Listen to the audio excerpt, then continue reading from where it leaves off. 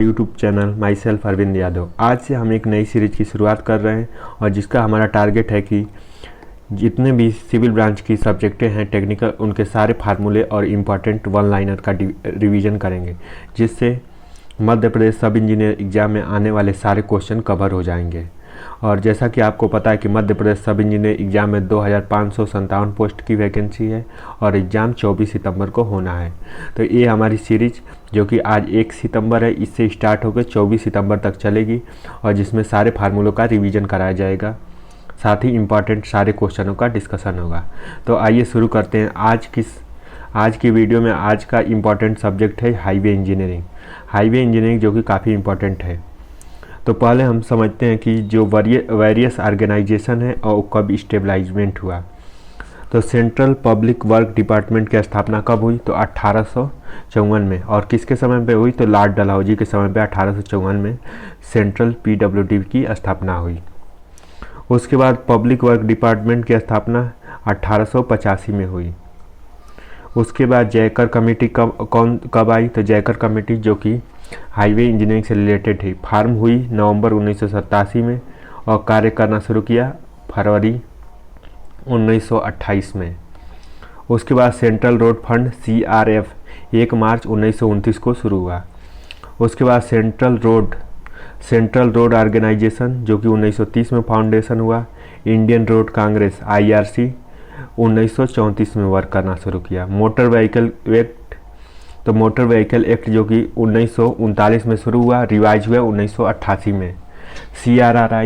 CRRI की स्थापना हुई 1950 में। नेशनल हाईवे एक्ट 1956 में आया। नेशनल हाईवे एक्ट कब आया? तो 1956 में आया। बॉर्डर रोड ऑर्गेनाइजेशन यानी BRO, जो बॉर्डर पर रोड बनाता है उसको क्या कहते हैं? BRO। और जो देश के अंदर रोड बनाता है उसे क्या कहते हैं? NHAI, national highway authority of India. तो BRO की स्थापना कब हुई? तो 1960 में। हाईवे रिसर्च बोर्ड की स्थापना 1973 में। NHAI की स्थापना कब हुई? तो NHAI की स्थापना 1988 में हुई। तो इस तरह से हमने जो वेरियस संगठन है उनके बारे में जाना, जैसे कि ऑर्गेनाइजेशन है और कब स्टेबलाइजमेंट हुआ इनको जाना, जैसे सेंट्रल PWD, जयकार कमेटी, सेंट्रल रोड फंड, इस तरह से। अब हम अगले इम्पॉर्टेंट कंसेप्ट पाते हैं कि रोड प्लानिंग कब आई। तो जैसे हाईवे डेवलपमेंट कैसे हुआ और कब प्लानिंग आई, तो उसके बारे में जानते हैं। तो जैसे फर्स्ट 20 ईयर प्लान आया, सेकेंड 20 ईयर प्लान आया और थर्ड 20 ईयर प्लान आया। तो नेम था क्या? फर्स्ट 20 ईयर प्लान का नाम था नागपुर रोड प्लान, दूसरे का प्लान था बॉम्बे रोड प्लान, तीसरे का नाम था लखनऊ रोड प्लान। अब इनकी ड्यूरेशन क्या थी? तो बॉम्बे रोड प्लान था, उसकी ड्यूरेशन 1943 से 1963 थी, लेकिन इस समय से 2 साल पहले ही पूरा हो गया। फिर उसके बाद शुरू होता है 1961 से 81 तक। नागपुर के बाद बॉम्बे के बाद कौन सा प्लान आया? तो बॉम्बे के बाद सबसे पहले कौन सा प्लान आया? तो सबसे पहले आया नागपुर प्लान। उसके बाद दूसरे नंबर पर आया बॉम्बे प्लान। तो बॉम्बे प्लान कब था? 1961 से 81 तक। फिर थर्ड नंबर पर कौन सा प्लान आया? तो लखनऊ प्लान आया। उनकी टारगेट डेंसिटी क्या थी? तो नागपुर रोड प्लान की डेंसिटी थी 16 किलोमीटर पर 100 किलोमीटर पर स्क्वायर। उसके बाद बॉम्बे रोड प्लान की 32 थी और लखनऊ रोड प्लान की 82 थी। उसके बाद रोड पैटर्न क्या था? तो नागपुर रोड प्लान का पैटर्न था स्टार और ग्रिड। स्टार ग्रिड का मतलब क्या होता है? ग्रिड इस तरह से बनता है, तो ग्रिड इस तरह के पैटर्न होते हैं। जैसे कि अगर आप मध्य प्रदेश के भोपाल शहर में हैं तो MP नगर जोन 2 देख सकते हैं, वहाँ पर जो पैटर्न की रोडें बनी हुई हैं इस ग्रिड पैटर्न पर ही बनी हुई हैं। फिर उसके बाद दूसरा में कुछ नहीं था। उसके बाद जो थर्ड प्लान था यानी लखनऊ प्लान स्क्वायर और सर्कुलर बना था, स्क्वायर और ग्रिड पैटर्न पर बना था। उसके अलावा पिछले साल सब इंजीनियर में एक क्वेश्चन आया था कि कर्नाट प्लेस जो दिल्ली है ये कौन से पैटर्न पर है? तो वो कर्नाट प्लेस दिल्ली जो कि सर्कुलर और रेडिकल पैटर्न पर बना हुआ है इस तरह से। तो कर्नाट प्लेस दिल्ली का पैटर्न सर्कुलर और सर्कुलर पैटर्न पर है, वहाँ पे सर्कुलर और रेडिकल पैटर्न पर।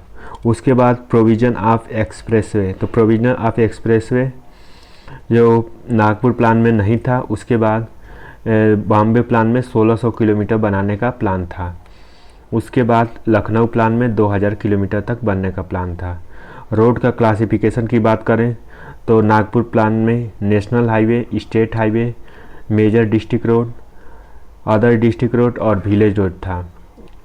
बॉम्बे प्लान में एक्सप्रेसवे ऐड हो गया था इन प्लान के साथ। और इसके बाद जो लखनऊ प्लान था उसमें क्या ये ऐड हुआ था, तो लखनऊ प्लान में प्राइमरी, सेकेंडरी और टर्सरी 3 तरह के रोड बने थे। तो प्राइमरी रोड में एक्सप्रेसवे और नेशनल हाईवे आ गया।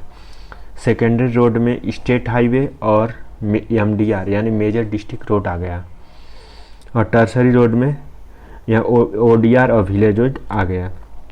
इस तरह से हमने समझा कि 2 चीज़ों को समझा। पहला तो जो वेरियस ऑर्गेनाइजेशन है उनकी स्टेबलाइजमेंट कब हुआ। दूसरी चीज़ हमने रोड पैटर्न पढ़ा, रोड के प्लान कब कब आए, कौन कौन से प्लान थे। तो हमने 3 प्लानों के बारे में पढ़ा।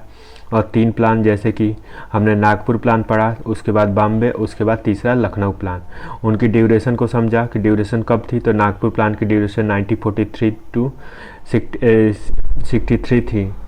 उसके बाद बॉम्बे की 61 से 81 थी, 20 ईयर। और लखनऊ की 81 से 2001 तक थी। उसके बाद जो नागपुर रोड प्लान था उसमें जो कि डेंसिटी कितनी थी, तो 32 थी, 32 किलोमीटर पर 100 square metre. Nagpur road plan में 16 थी, ठीक।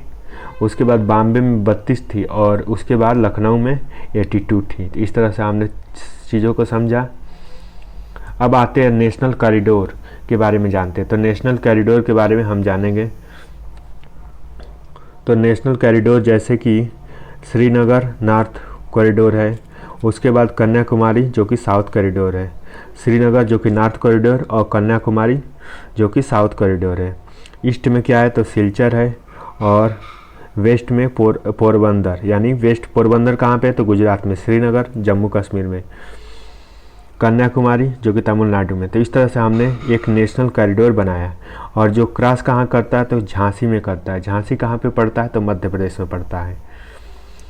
उसके बाद कॉरिडोर की टोटल लेंथ कितनी है, तो 7300 किलोमीटर जो कॉरिडोर की लेंथ है। उसके बाद नॉर्थ टू ईस्ट कॉरिडोर की तो 4000 किलोमीटर, यानी उत्तर से दक्षिण तक अगर देखें तो 4000 और पूर्व से पश्चिम तक तो 3300 किमी है। उसके बाद गोल्डन ट्रायंगल आता है। गोल्डन ट्रायंगल जो कि काफ़ी इंपॉर्टेंट है और पिछले बार ये एग्ज़ाम में आया हुआ था क्वेश्चन। गोल्डन ट्रायंगल जो कि 4 महानगरों को जोड़ता है, कोलकाता, मुंबई, दिल्ली और चेन्नई। तो कोलकाता टू दिल्ली जुड़ता है, दिल्ली टू मुंबई और मुंबई टू चेन्नई और कोलकाता टू चेन्नई। इस तरह से 4 जुड़ते हैं। तो इसमें NH8 आता है, NH2 Delhi to Kolkata, NH5 Chennai to Kolkata और NH4 मुंबई टू चेन्नई। इस तरह से जुड़ते हैं। तो क्वेश्चन पूछे कि गोल्डन ट्रायंगल किससे रिलेटेड है, तो गोल्डन ट्रायंगल जो कि भारत के 4 महानगरों को जोड़ने की रोड की परियोजना है। क्लासिफिकेशन ऑफ रोड, रोड का क्लासिफिकेशन कैसे करते हैं, as per traffic, as per load. 2 तरह से करते हैं, या तो ट्रैफिक के बेसिस पर या लोड के बेसिस पर। तो टाइप्स ऑफ ट्रैफिक और व्हीकल पर डे, जैसे कि एक्स्ट्रा हैवी ट्रैफिक है तो उसको कहते हैं 600 पर डे। अगर ज़्यादा 600 से ज़्यादा व्हीकल पर डे आती हैं तो उसे हैवी ट्रैफिक कहते हैं, एक्स्ट्रा हैवी ट्रैफिक। और दूसरा, अगर लोड का 1500 टन से ज़्यादा है तो एक्स्ट्रा हैवी लोड करते हैं। हैवी लोड 250 से 600 व्हीकल पर डे अगर मूव करते हैं तो हैवी लोड आता है। और वेट का लोड टन में देखें तो 1000 से 15,000 तक होता है। उसके बाद मीडियम रोड का इस तरह से, मीडियम रोड का 70 से 250 व्हीकल पर रोड, लाइट रोड का 1 से 70 तक, और इनका लोड कैपेसिटी इतना होता है। फिर edge of different type of road, और edge of different type of road कौन कौन से हैं, तो अर्थन रोड यानी जो मिट्टी से बना हो उसकी एज कितनी होती है, तो 2 साल तक चलता है। WBM रोड यानी water bond macadam road. WBM road का मतलब वाटर बॉन्ड मैकेडम रोड। तो वाटर बॉन्ड मैकेडम रोड जो होता है वो कितने सालों तक चलता है, तो वो चलता है 5 सालों तक। बिटुमिनस रोड जो कि 5 से 15 साल तक चलता है और कंक्रीट रोड 30 ईयर तक। तो ये IRC रिकमेंडेशन जो कि काफ़ी इंपॉर्टेंट है और एग्ज़ाम में पूछने जाने की संभावना बहुत ज़्यादा है। तो अर्थन रोड जो कि 2 ईयर तक चलता है, water bound macadam road 5 year तक, बिटुमिनस रोड 5 से 15 ईयर और कंक्रीट रोड 30 साल तक। उसके बाद अगला जो पॉइंट आता है note, value of lateral friction is equal to 0.5, value of longitudinal friction is 0.35। तो सबसे पहले लेटरल और लॉन्गिट्यूडनल में समझते हैं। तो लेटरल जो कि जैसे एक व्हीकल खड़ी है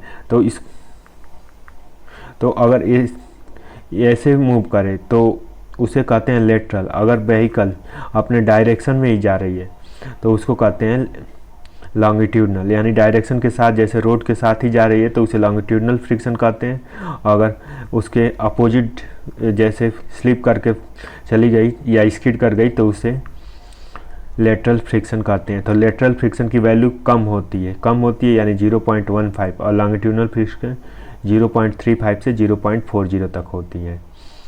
अब अगला इम्पॉर्टेंट क्वेश्चन आता है स्किड और स्लिप।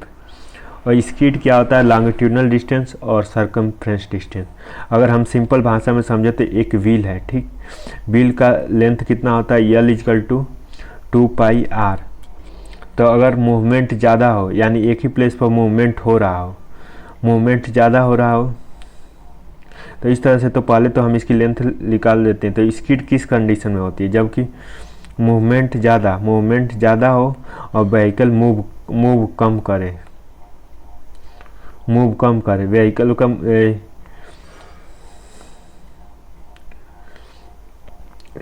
स्किड क्या होता है कि जैसे कि एक ब्रेक लगाने के बाद भी गाड़ी मूव करती जाए तो उसको कहते हैं स्किड करना। यानी सपोज कीजिए कि आपने ब्रेक अप्लाई कर दिया फिर भी वो रुक नहीं रहा है, फिर भी मूव करता रहता है, इस प्रोसेस को स्किड कहते हैं। अगर सपोज कीजिए कि ब्रेक लगा दिए और मूवमेंट उसी प्लेस पर बार बार हो रहा है तो उसे कहते हैं स्लिप। तो उसको कहते हैं स्लिप। और अगर ब्रेक लगाने के बाद चला जाए तो इसको कहते हैं स्किड और इसको कहते हैं स्लिप। जैसे कि नंबर ऑफ मूवमेंट अगर ज़्यादा हो, और लेंथ ट्रेवल कम हो तो उसको कहते हैं स्लिप। इस तरह से हम समझते हैं स्लिप और स्किड को। उसके बाद रफनेस इंडेक्स ऑफ mm पर केमी। तो अनइवननेस इंडेक्स इन mm 1500 का है तो हाई होगा, स्पीड ऑफ व्हीकल हाई होगी और पेमेंट सर्विस गुड होना चाहिए। 2500 के लिए अनइवननेस सर्विस 1000 किलोमीटर अनसेटिस्फैक्ट्री होना चाहिए। 3500 अनइवननेस इंडेक्स है तो 50 किलोमीटर पर हावर के साथ मूव कर सकते हैं और अनकंफर्टेबल रोड होगा।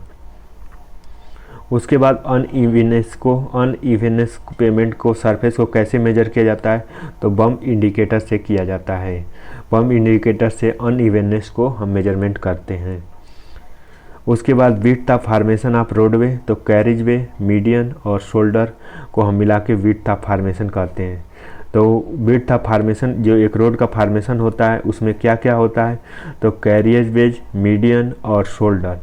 शोल्डर जो साइड में होता है पटरी उसे शोल्डर कहते हैं। उसके बाद मीडियन विड्थ और उसके बाद जो ऊपर ये होता है उसे कैरियज वेज कहते हैं।